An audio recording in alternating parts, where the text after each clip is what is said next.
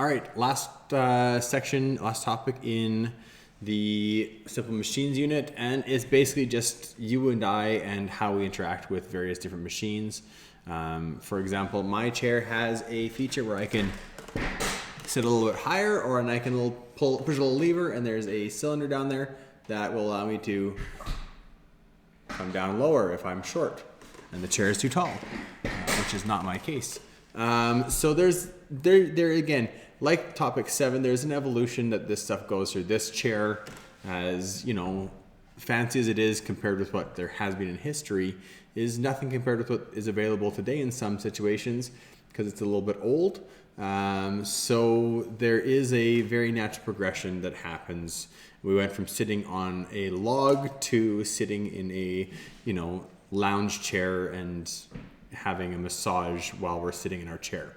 That's the today version of what we can actually get. So this kind of starts out in a natural place, which is transportation. One really quick thing, the Industrial Revolution, we're in Japan right now. This is something that Japan missed, was the Industrial Revolution, which brought in things like factories and combustion engines and mass production and things like that that happened in the 1700s, which again, Japan was isolated from this.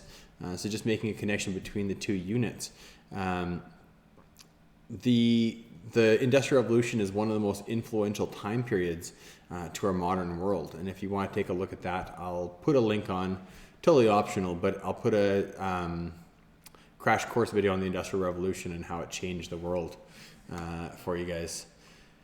But this is a steam engine that is powering a whole bunch of parts of this factory to allow many different machines to run at the same time, to allow for mass production.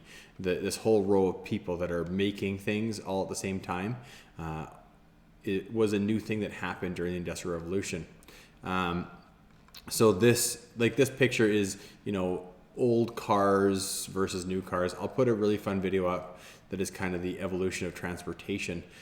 But you have more modern cars, and again, this textbook is old. These cars were new when that came out. Today we have cars that are self-driving and electric cars that can accelerate crazy fast, or are vehicles that are unbelievably efficient, and make these look like pieces of garbage. So we have all sorts of things that are coming out. Solar powered cars. We have one of these buses very similar to this running the streets of Grand Prairie, which is an electric bus, and it puts out next to no emissions. Again, I know what the question is going to be for some of you guys. Is it actually zero emissions if the source of electricity puts out emissions? Not technically. This one's hydrogen fuel cell. This is not a realistic situation for most places.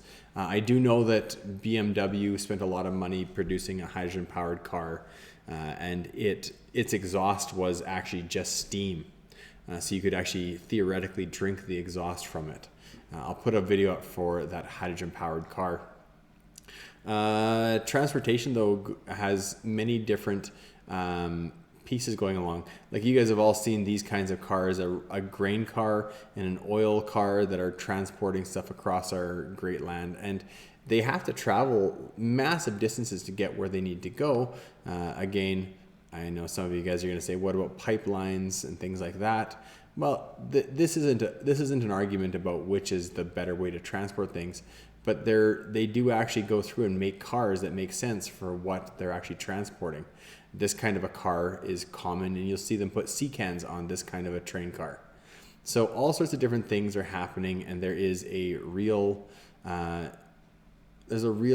logical way that they make things. I'll put on a fun video of a guy doing off-road biking with a street bike, and I'll put up a video about the evolution of the bicycle as well. This is getting to that ergonomic thing. The changes that have happened over the years that come around just, us liking comfort. I remember back in the day going and watching football when I was a kid. When I was a teenager, when my high school football team would be playing, we would be able to skip school and go watch a football game sometimes if the teacher was down with that. And we would go out and we'd sit on the bleachers, and by the time that the game was over, you had numb bum. Well, I know this last year with my son Graham playing football, we invested in some stadium seats, which are things that can go onto just benches, but have cushioning on them. And we borrowed a friend's lava seats, which for wintertime, you microwave them and they hold their heat for a long time, so that you don't have a frosty bum. I mean, it's great. We are all about comfort as a society, and we'll do lots of things to make sure that comfort is there. I remember seeing this chair at Costco. Or not at Costco, at IKEA.